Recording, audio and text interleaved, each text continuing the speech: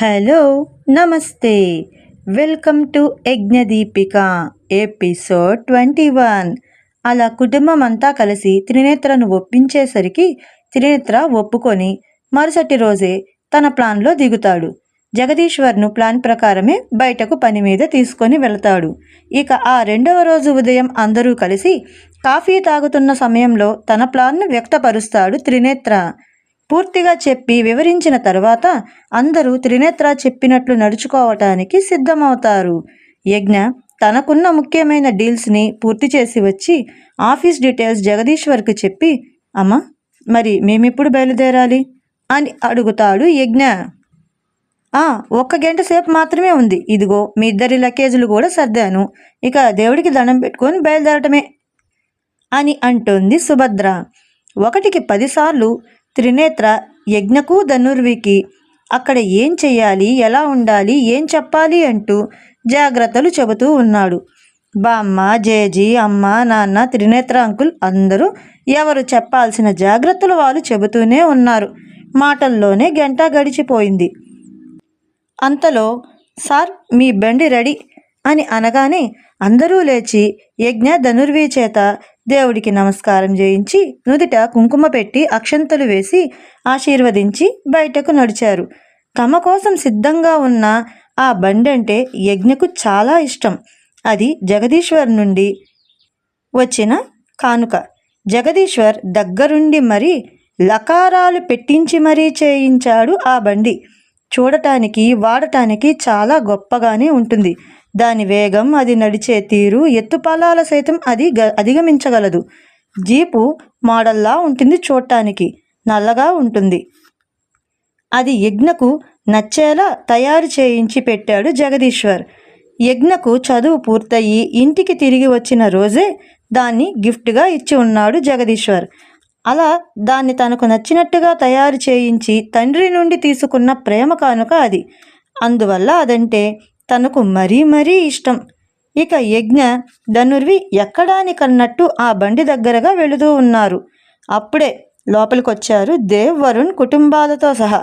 వీళ్ళు అలా చూస్తూ ఉన్నారు. దేవ్ తన బ్యాగ్స్ రెండింటినీ బ్యాక్ డోర్ తీసి అందులో వేసి కూర్చోవడానికని ఎక్కబోతూ ఉన్నాడు. రేయ్, ఏంట్రా ఇది? బ్యాగులు. అది తెలుసు. ఎందుకని?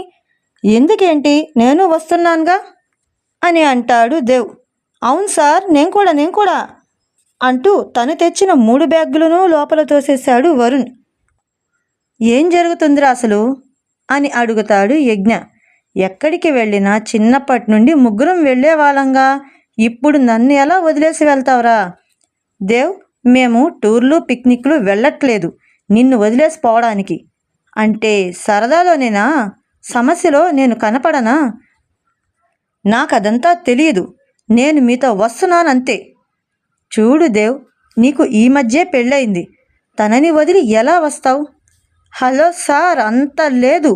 నిజానికి ఆఫీసులో పెద్దగా వర్కేం లేదు కదా అని తాపీగా కూర్చొని కాఫీ తాగుతూ ఉంటే ఈ 2 బ్యాగులు నా మీదేసి పొమ్మని బెదిరించి నా పెళ్ళామే బయటికి తోసింది.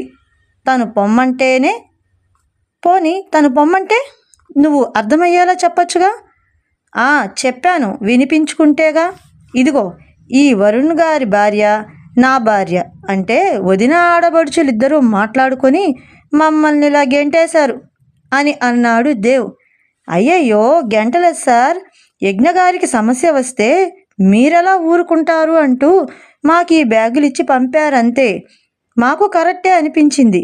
అయినా మీరు సమస్యల్లో ఉంటే మేం మిమ్మల్ని ఎలా వదులుతాం సార్ అంటాడు వరుణ్. అలా రావడం మాకు ప్రమాదం కావచ్చు అని అంటాడు యజ్ఞ. ఏరా, ఏదో సరదాగా ఇంతసేపు మాట్లాడాను కానీ నీకు ప్రమాదం అని తెలిసి నేను రాకుండా ఉండగలనా అని అంటాడు దేవ్. సార్, ఆ రోజు సమయానికి వచ్చి వాళ్ళతో, హోమానికి వచ్చిన వాళ్ళతో అన్నారు కదా సార్, మేమిప్పుడు 3 కాదు 4 మరి నన్ను వదిలేసి వెళ్తారా? కాబట్టి నేను కూడా వస్తాను సార్ అంటాడు వరుణ్. ఒప్పుకొమ్మని దేవ్, వరుణ్ కుటుంబాల వాళ్ళు కూడా బలవంతంగా ఒప్పించేస్తారు. సరే కదలండి అంటూ అక్కడి నుండి అందరికీ బాయ్ చెప్పుకుంటూ చేతులు ఊపుతూ ఆ ఇంటి గేటు దాటి దాని వీధి చివర నుండి మలుపుని దాటి అలా గమ్యాన్ని చేరే దిశగా బండిని నడుపుకుంటూ వెళుతూ ఉన్నాడు యజ్ఞ. అలా ఊరు దాటారో లేదో యజ్ఞ, దేవ్, ధనుర్వి సరదాగా మాట్లాడుకుంటూ ఉన్నారు. అప్పటి వరకు ఒకరినొకరు పేర్లతో తప్పితే రే అన్న చిన్న అక్షరంతో మాత్రమే పిలుచుకునేవాళ్ళు. కాస్త కాస్త ముదిరి మామ, మచ్చ, బావ అంటూ పిలుచుకుంటూ ఉంటే షాకింగ్గా చూస్తూ ఉన్నాడు వరుణ్. సార్ సార్ ఇలా ఉన్నారేంటి? ఎంతసేపు అలా ఉండి ఇప్పుడు ఇలా ఉన్నారేంటి అని అడిగాడు వరుణ్ చిన్నగా నవ్వుతూ. అదేంటి వరుణ్ అలా అంటావు?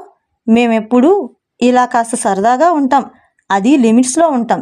ఈ సరదా కూడా మా వరకే ఉన్నప్పుడు ఉంటాం, అలా పెద్దవాళ్ళ ముందు అందరిలో ఉండం, అది పద్ధతి కాదు కూడాను అని చెబుతాడు యజ్ఞ. మరే పెద్దోళ్ళు కదా, అలానే ఉండాలేండి అంటాడు వరుణ్.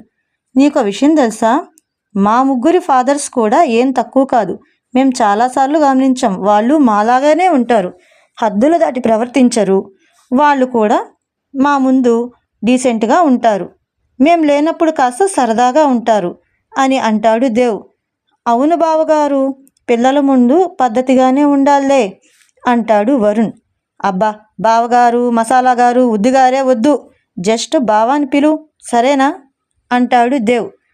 అలా సరదాగా మాట్లాడుకుంటూ వాళ్ళ స్కూల్ డేస్, కాలేజ్ ఆటలు పాటలు జోరున చెప్పుకుంటూ ఉన్నారు. మధ్యలో ఒక చోట ఆపి నచ్చింది తిని మళ్ళీ బండెక్కి ఈసారి స్టీరింగ్ ధనుర్వి తీసుకొని అలా జాలీగా ప్రయాణం కొనసాగిస్తూ ముందుకు వెళుతూ ఉన్నారు. చేరాలనుకున్న ఊరు రాగానే బండిని ఆపారు. ఇక ఊరైతే వచ్చింది, ఆ ఇంటికి ఎలా వెళ్ళాలి అని చూస్తూ ఉన్నారు. అటుగా తలపాగా చుట్టుకొని పంచకట్టి కర్ర చేతికి పట్టి పోతూ ఉన్నాడు ఒక అతను. అయ్యా, ఇక్కడ ప్రజాప్రతినిధి కోటయ్య గారిల్లెక్కడా అని అడిగారు. ఓ అదా, ఇట్నే నేరుగా పోయి కుడి పక్క తిరగగానే అవు పడుతూ ఉంటుందయ్యా పెద్దిల్లు. ఆ ఇంటి గేటుకి ఆ బాబు దండం పెట్టున్నట్టు ఫోటో కూడా ఉంటుంది, అదేనయ్యా ఇల్లు, ఇట్నే బాండి అని చెప్పాడు. థ్యాంక్స్ పెద్దాయన అంటూ అక్కడి నుండి అతను చెప్పినట్లుగా వెళుతూ చేరుకున్నారు ఆ ఇంటిని. వాళ్ళ కోసం ఎదురు చూస్తూ పైన వహారాలో నిల్చొని ఉన్న కోటయ్యకు వీళ్ళ బండి కనపడ్డమే వెంటనే గబగబా కిందకి దిగి పని వాళ్లకు కేక వేయగానే అందరూ సిద్ధంగా వచ్చారు. రండి బాబు రండి అంటూ గౌరవంగా వాళ్ళను పలకరించి కాళ్ళు కడుక్కోవడానికని నీళ్లు, టవలు అందించి లోపలకు తీసుకొని పోయి వాళ్ళకు ఒక గది చూపించి, ముందు మీరు ఫ్రెష్ అయ్యి రండి బాబు, వేడివేడిగా భోజనం సిద్ధంగా ఉంది మీకోసం అని లోపలికి పంపుతాడు. అలా అందరూ డైనింగ్ టేబుల్పై కూర్చొని భోంచేస్తూ మాట్లాడుకుంటూ ఉన్నారు. భోజనం పూర్తి కాగానే చేతిని తుడుచుకుంటూ కోటయ్య, చూడండి అంకుల్, మీరేం కంగారు పడకండి, ఎలాగైనా మీ పని జరిగేలా మా వాళ్ళు చూస్తారు అంటూ యజ్ఞ చెప్పి తన గదిలోకి వెళ్ళిపోయాడు. అందరూ గదిలోకి వెళ్ళిపోయిన తర్వాత యజ్ఞతో ఏంటా పని అని అడుగుతాడు దేవ్. అదేం లేదురా, నేను త్రినేత్ర అంకుల్ ఈ ప్లాన్ నిన్ననే చేశాం. నిన్న మధ్యాహ్నం నాన్న అక్కడ మన మినిస్టర్ను కలిసి మన విషయం చెప్పాడు. మనం అనుకున్నట్టు పని కావాలంటే అతని హెల్ప్ కావాలని అడిగాడు. అతను ఎవరో కాదు కదా, నీకు తెలుసు కదా, సదాశివం అంకుల్. ఆయన వెంటనే జగదీశ్వర్, నేను ఈరోజు ఈ పొజిషన్లో ఉన్నానంటే దానికి కారణం నువ్వే, నీ హెల్పు అంటే నేను చేయకపోతానా? అయినా ఇలా అడగకూడదు, ఆర్డర్ వేయాలి నాకు, చెప్పు ఏం చేయమంటావో అని అడిగాడు. అలా సదాశివం అంకుల్ సహాయంతోనే మనం ఇక్కడి దాకా వచ్చాం. రేపు ఇతని సహాయంతోనే మనం చేరవలసిన చోటికి చేరాలి, అర్థమైందా అని అంటాడు యజ్ఞ. అలా అంతెందుకు సార్, మీరుగానే నేరుగా వెళ్ళి డీల్ చేయొచ్చుగా అని అడుగుతాడు వరుణ్.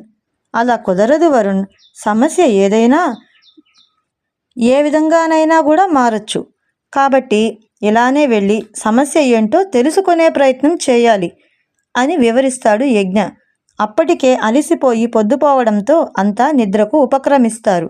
కానీ జగదీశ్వర్ కుటుంబం వాళ్ళు త్రినేత్ర అంతా కొంత టెన్షన్గానే ఉంటూ తెల్లవారే వరకు వీళ్ళు అనుకున్న విధంగా నడుచుకుంటున్నారా లేదా, ఎక్కడ ఏ సమస్యల్లో పడతారోనని నిద్ర పట్టి పట్టక కాలం గడుపుతూ ఉన్నారు.